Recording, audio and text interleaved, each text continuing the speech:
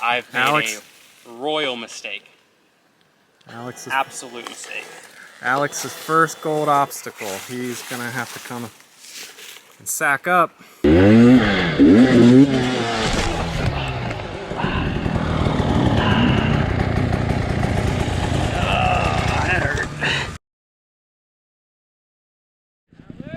Welcome to Up is Up Enduro. I'm Alex Grace. We are in Alabama for the SEER Nightmare Extreme Round 3. Let's get it started.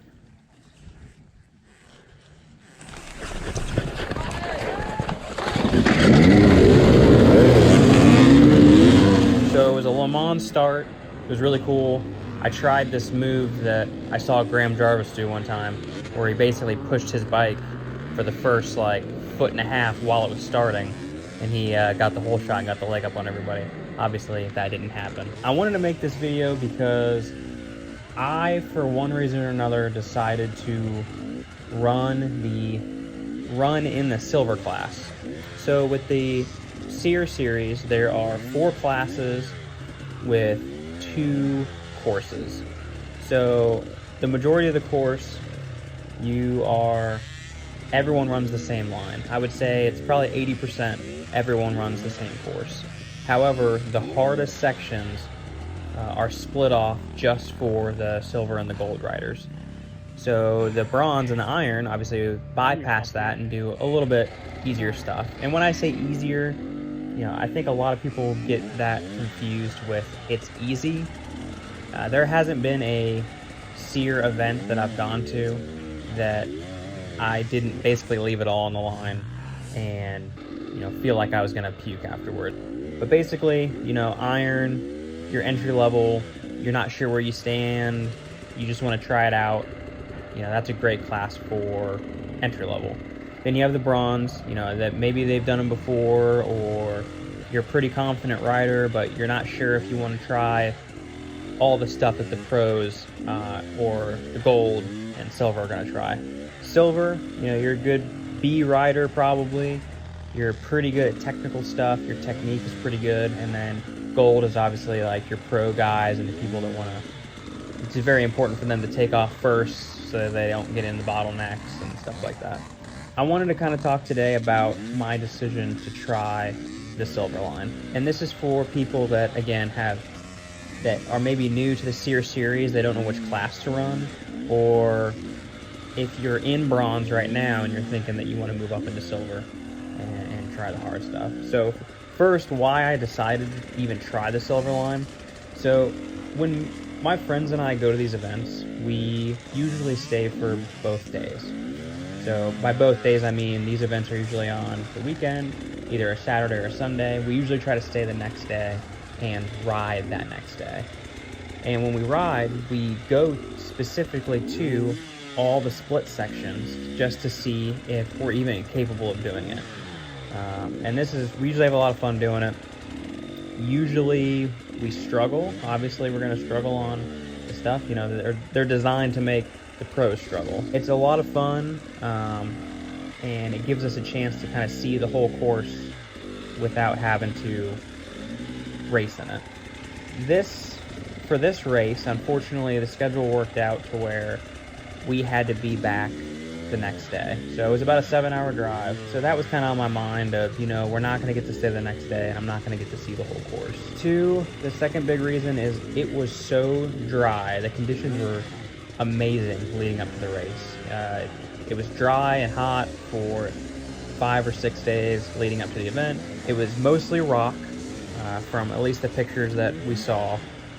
So I'm thinking, okay, dry rock, I'm not going to get to stay for the next day to see it. Every single race up until this point, and I'm sure a lot of you that have raced these before can kind of understand where I'm coming from on this, I always question, should I just go ahead and sign up for silver? Just to see if I can do it. This is hard enduro. You're not necessarily out there, or at least a lot of us aren't, just to try to win a trophy. You're out there to test yourself. So, that was always on my mind of, should I really go for it and see what I'm capable of? So I signed up in silver, and boy, what a huge mistake that was. The biggest thing I think I learned from riding in silver is that in bronze and the iron course, you can get away with a lot of very bad technique.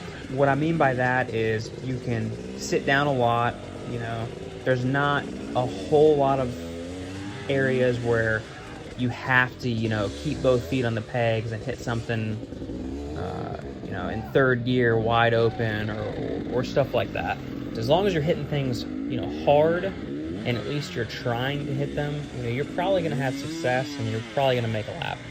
It's still going to be extremely difficult, but it's something that I really think with any background, you know, if you've done a GNCC or you know, an XC race, don't get me wrong, these are 10 times harder than those, but you've probably come across a log or some rocks or some roots and you've had to get over them. Multiply that by just non-stop. For what I saw a lot of on the silver lines, and I'm sure you're seeing a lot of it in the video, a lot of things require you to have a pretty good technique on things. Being able to keep both feet on the pegs, being able to hit stuff and fully commit. You know, that not jumping off halfway through. I have a really bad habit of actually jumping off the bike halfway through an obstacle or a hill climb or something because I don't think I'm going to make it. So with a lot of these obstacles and a lot of these lines, you know, you kind of, like I said, you have to commit, you have to keep both feet on the pegs, you have to hit it hard, you have to, and they're mental too. So some of these things, it's like if you don't make it, you are going to fall. You do have a chance for the bike to fall on you. It's kind of, you know, all these things are running through your head. So overall, I'm glad that I tried it. I learned a lot. I know what I have to work on to eventually be able to compete at that level. I'm definitely not there yet. I'm really glad that SEER puts on these events and they put these splits in.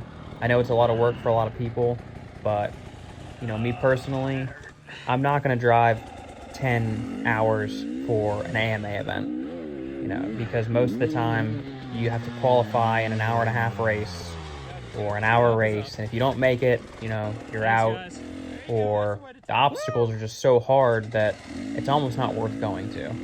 And you know, that's just hard enduro in a nutshell. It's supposed to be hard, right?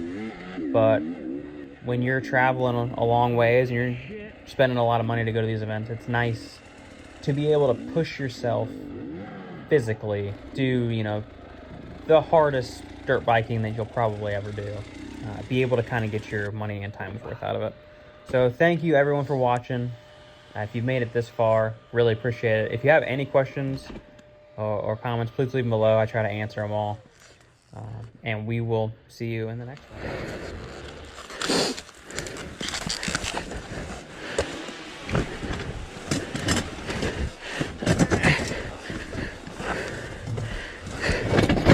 Oh no.